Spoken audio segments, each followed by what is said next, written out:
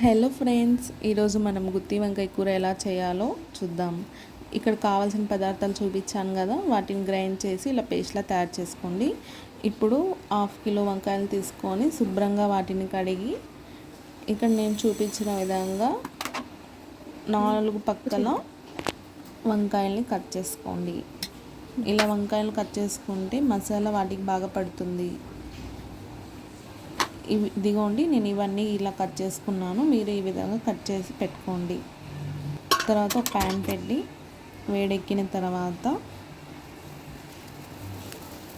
అందులో కొంచెం మనం ఆయిల్ వేసుకొని మనం కట్ చేసి ఉంచుకున్న వంకాయలు వేసి కొంచెం ఫ్రై చేసుకోండి. అలా ఫ్రై చేసుకుంటే బాగా వంకాయలు క్రిస్పీగా కనిపిస్తుంది. చూడండి మీరే ఎలా క్రిస్పీగా ఉందో. ఆ ప్యాన్లోని మనం కొంచెం ఆవాలు, కరివేపాకు, మనం తయారు చేసి ఉంచుకున్న మసాలా పేస్ట్ వేసి అందులో కొంచెం పసుపు, ఉప్పు, అల్లం వెల్లుల్లి పేస్ట్, కారం,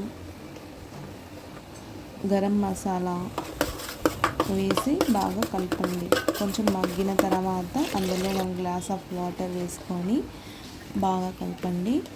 కొంచెం బాగా వేడెక్కిన తర్వాత అందులో మనం ఫ్రై చేసి ఉంచుకున్న వంకాయలు వేసి ఒక 5 మినిట్స్ ఉంచుకున్న తర్వాత ఇలా సర్వింగ్ బౌల్లో తీసుకొని మనం వేడి వేడి అన్నంలోకి తింటే సూపర్గా ఉంటుంది. మీరు కూడా ఒకసారి ట్రై చేయండి. ట్రై చేసిన తర్వాత కామెంట్ చేయండి.